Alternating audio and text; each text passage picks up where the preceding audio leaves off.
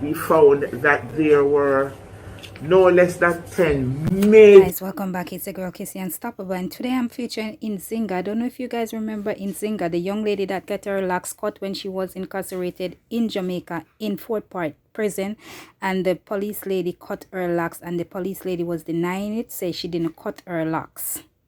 So accordingly to the Director of Public Prosecutor DDP, Paula Lewin has ruled that the police corporal implicated in the haircutting incident involving Rastafarian Nzinga King should be charged. The DDP has been waiting for a forensic examination report for the past 3 weeks to complete her ruling. The matter was initially being investigated by the police inspectorate before it was taken over by Indicom. The allegation sparked outrage from the Rastafarian community. So let's listen what Paula Lewin has to say about Nzinga case.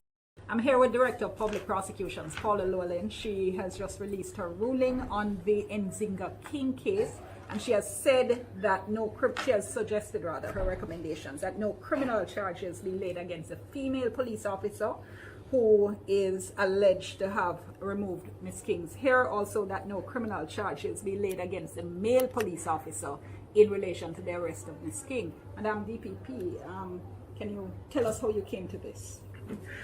Well, we extensively considered in our ruling some 18 documents on file and also some 26 statements compiled by both the JCF, the IPRO team, who handed over the results of their investigation to Indicom, who carried on with the investigation and in fact re-interviewed some persons.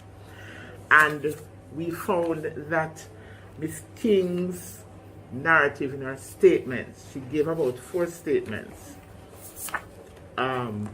dated August 4th, 2021, July 27th, 2021, August 3rd, 2021, and December 28th, 2021. And the last statement came from the fact that when we reviewed the file, we found that there were no less than 10 major discrepancies and inconsistencies on her statement. And we also found that persons who were in custody with her at the time at the Fort Park police station, as well as schoolmates of hers, none of their accounts supported her. And some of these were eyewitnesses, actual eyewitnesses? Well, there was one young lady who happened to have been passing when she was first picked up by the police, who was able to totally contradict her and support the police in respect of how it was that she came into custody. And in effect, the police had outlined the narrative in respect of why she had been charged for disorderly conduct, as well as indecent language, which she pleaded guilty to. So right along her narrative in these 4 statements, you had very, very grave inconsistency. Guys, I'm not surprised by the outcome of this case. I'm not surprised because we all expected this. So guys, we're gonna go over and read some comments where people have to say. We already know the outcome. Kiss my teeth. Why I am a loss? We expected this. Yes, we did know. Achoo, she not come. Remove Paula.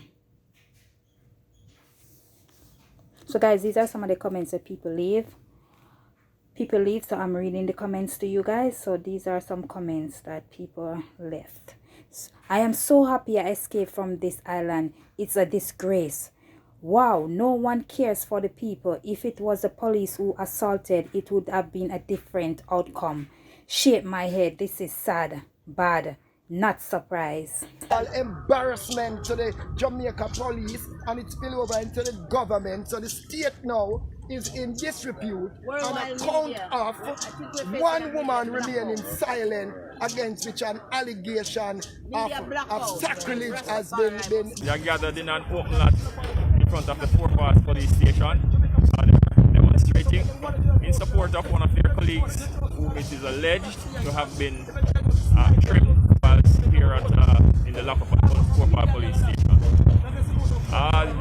We have spoken to the leader of the group, so they understand that you know, whilst they want to demonstrate, but they must maintain the peace, and they can't in any way obstruct other road users. They have been cooperating so far. It is very peaceful as we speak. As the world know, because this has become a world event, our little Princess Nzinga was deprived of her crowning glory, her consecration that which she was born with. Because Nzinga was actually sanctified within the Nyabingi order by venerable priests and bishops within the order of the Nyabingi.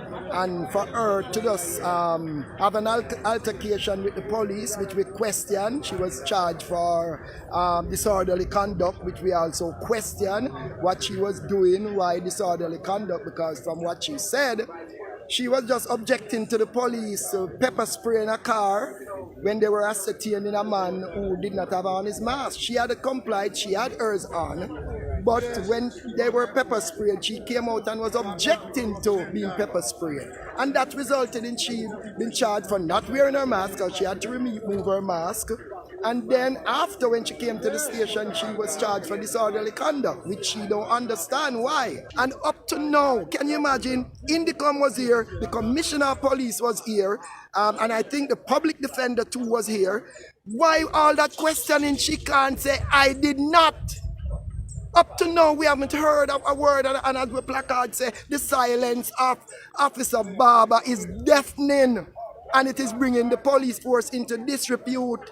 This is all over the Washington Post, it's all over the Guardian, it's all over the major newspapers of the world. This is an embarrassment on the Jamaica government. And one little police barber create that for the government?